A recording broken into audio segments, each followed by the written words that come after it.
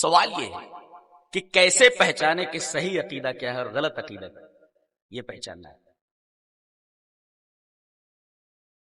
تقریر بہت علمی اور بہت فکری ہے، لیکن بہت آسان انداز میں پیش کر رہا ہوں. بہت ہی اہم ہے، ذہن نشین کرو.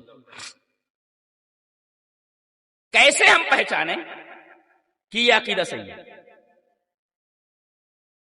کوئی علامت ہے، کوئی سائن ہے ہمارے سامنے؟ تو علامت جسے ہم پہچان لیں صحیح عقیدہ.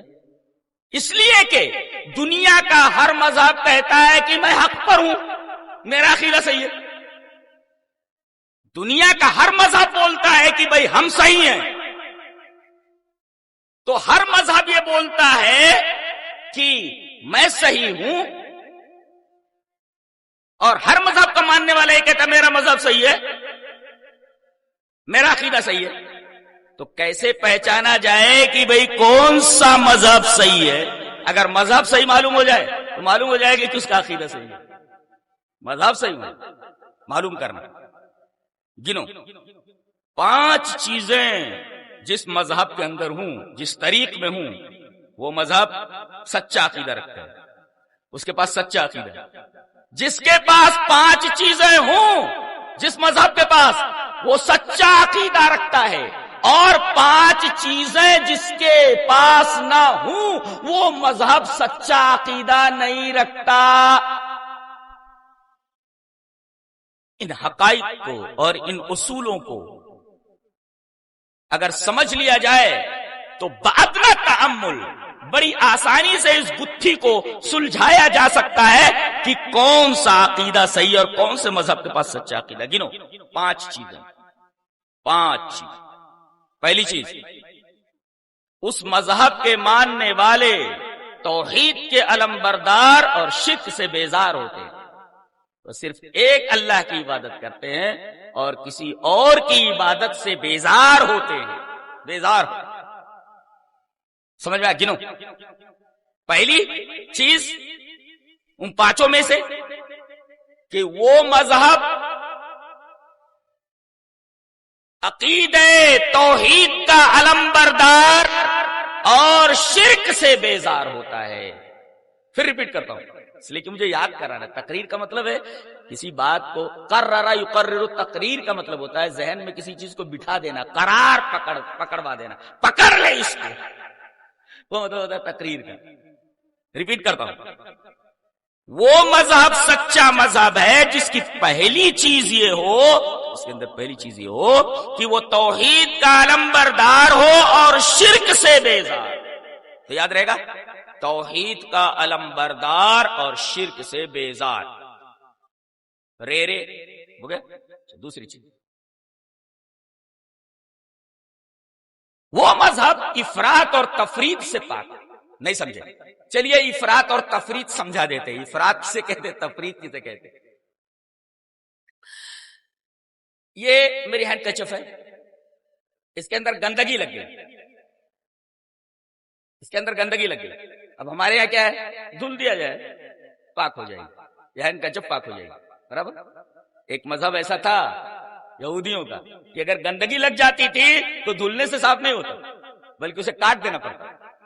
تو گندگی لگ جائے، دھلنے سے صاف نہ ہو بلکہ اسے کاٹ دیا جائے، یہ ہے افراط. اور کہہ دیا جائے کہ گندگی لگی رہنے دو، استعمال کرتے رہتے، جس کا تفرید، اس کو کہتے تفرید. تو یہ دو باتیں ہوئی. ایک تو یہ کہ توحید کا علمبردار، دوسرے شرک سے بیزار، ایک چیز. اور دوسری چیز افراط اور تفرید سے پاک ہو، معتدل مذہب. اب یہ نہیں کہا گیا کہ جہاں گندگی لگی ہے اس کو کاٹ دو، پوری ہینڈ کچف کیسی تیسی ہو جائے گی، خراب ہو جائے گی، کاٹ دیا گیا. تو یہ ہے افراط. اور گندگی لگی رہنے دو، دھلنے کی بھی ضرورت نہیں ہے، کاٹنے کی بھی ضرورت ہے، منہ پر ملتے رہو، یہ ہے تفرید. تو یہ اعتدال نہیں ہے، بلکہ یہ کہا جائے کہ کاٹو نہیں بلکہ دھل لو. دھل لینے کے بعد آپ کا ہینڈ کچف یہ پاک ہوگی اور یہ آپ کی دستی پاک ہوگی. اس کو کہتے ہیں افراط اور تفرید سے پاک ہونا. یہ 2 چیزیں ہوئی. اور تیسری چیز، وہ مذہب صحیح عقیدہ رکھتا ہے جو مذہب فطرت کے مطابق ہو. جی فطرت اس کو صحیح بولتی ہے کہ یہ صحیح ہے. اس کو تو آرام سے آپ دیکھ سکتے ہیں، اور ہر قدم پر آپ دیکھیں گے کہ اسلام کی ہر بات، اسلام کا ہر اصول فطرت کے مطابق. یہ تین چیزیں ہوں. اور چوتھی چیز کہ اس مذہب کے جو دستاویزات ہیں، اس مذہب کے جو خط و خال ہیں، وہ محفوظ ہیں. بہت سارے مذاہب دنیا میں پوچھا جاتا ہے کہ بھئی یہ بات آپ نے کیسے کہی؟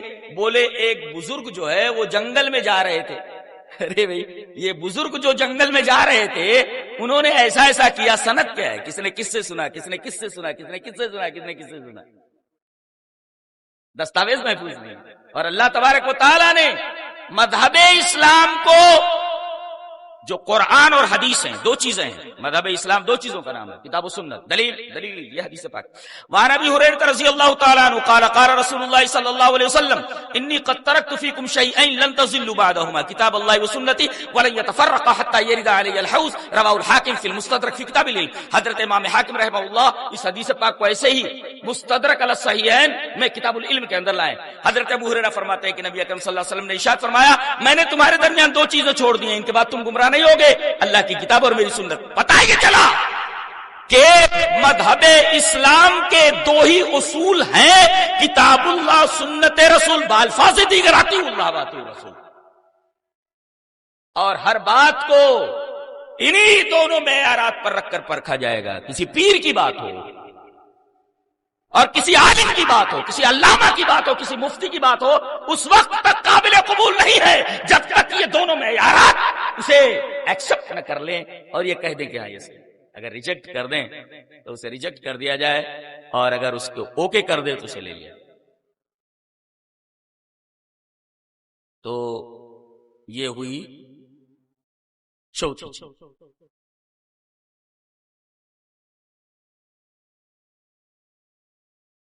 تو ایک تو توحید کا علمبردار، شرک سے بیزار، دوسرے افراط اور تفریط سے پاک، تیسرے فطرت کے مطابق، چوتھا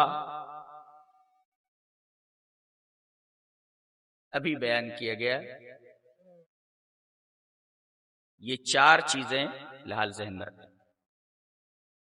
اب ان چاروں چیزوں کو ذہن میں رکھنے کے بعد آپ دنیا کے تمام مذاہب کو دیکھ ڈالیں، صرف ایک ہی مذہب ایسا نظر آتا ہے، مذہب اسلام.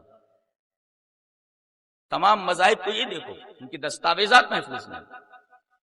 اب جب نبی نے فرمایا میں نے قرآن و حدیث چھوڑ دیا ہے، اس کا مطلب چھوڑ دیا ہے اس کے بعد تم گمراہ نہیں ہوگے. یہ ایک پیشین گوئی ہے کہ قیامت تک یہ دونوں چیزیں محفوظ رہیں گی. پکڑنے کا مطلب یہ نہیں محفوظ رہیں گی. اور اللہ نے فرمایا انا نحن نزلنا الذکر وانا لہ لحافظون، ہم نے قرآن کو نازل کیا، ہم اس کی حفاظت کر رہے ہیں. دستاویزات محفوظ. اور حدیثوں کو پرکھنے کا ایسا اصول محدثین نے ایجاد کیا ہے قرآن حکیم اور احادیث کی روشنی میں کہ بآسانی یہ فیصلہ کیا جا سکتا ہے کہ یہ سچ مچ اللہ تبارک و تعالی کی بات ہے اور یہ اللہ کے رسول صلی اللہ علیہ وسلم کی بات.